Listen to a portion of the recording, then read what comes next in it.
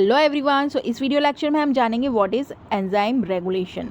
Okay, regulation of enzyme activity को हम जानेंगे, किस तरह से एंजाइम्स की एक्टिविटी को रेगुलेट किया जा सकता है इन ए लिविंग सिस्टम। जैसे कि हम जानते हैं लिविंग सिस्टम में, हमारे लिविंग टिश्यूज़ में, सेल में 100 ऑफ बायोकेमिकल रिएक्शंस एक साथ हो रही हैं।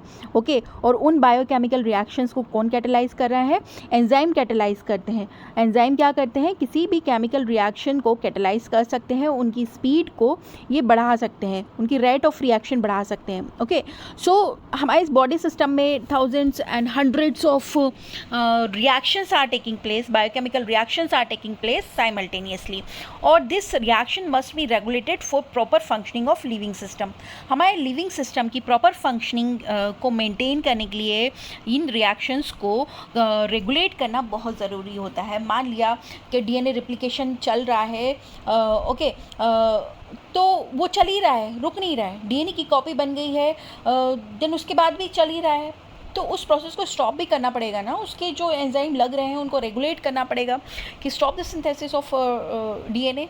Okay, then the process by which cell can turn off or turn on or modulate the activity of metabolic pathway by regulating the activity of enzyme.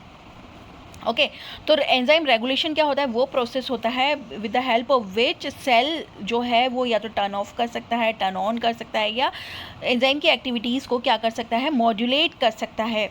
Okay, वो enzyme जो कि metabolic pathway में अपनी एक्टिविटी शो कर रहे हैं। Now come to the water regulatory enzymes. Regulatory enzymes क्या होते हैं? तो जैसे हम जानते हैं in cellular metabolic activities many enzyme work together in a sequence. बहुत सारे एंजाइम एक सीक्वेंस में वर्क कर रहे हैं एक साथ।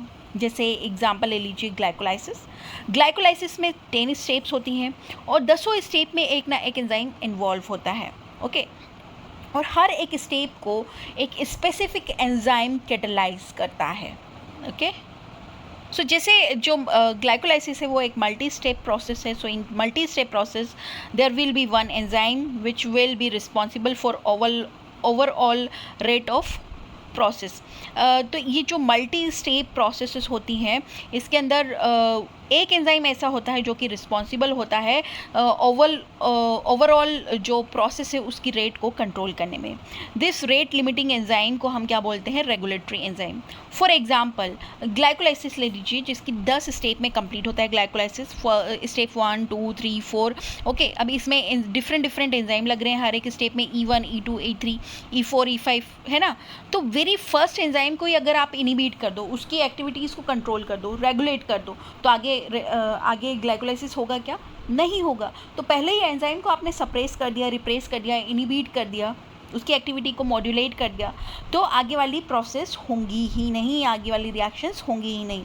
Okay, so the first enzyme of multi enzyme sequence act as regulatory enzyme. जो फर्स्ट एंजाइम होता है मल्टीपल स्टेप प्रोसेसेस का, उसे हम बोलते हैं regulatory enzyme.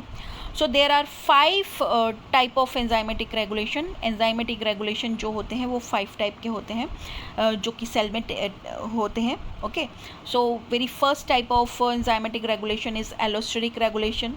Second one is reversible covalent modification. Third one is proteolytic cleavage. Then fourth one is feedback regulation, and fifth one is regulation by isoenzyme. So हर एक type का regulation हम 1 by 1 cover करेंगे in next video lecture.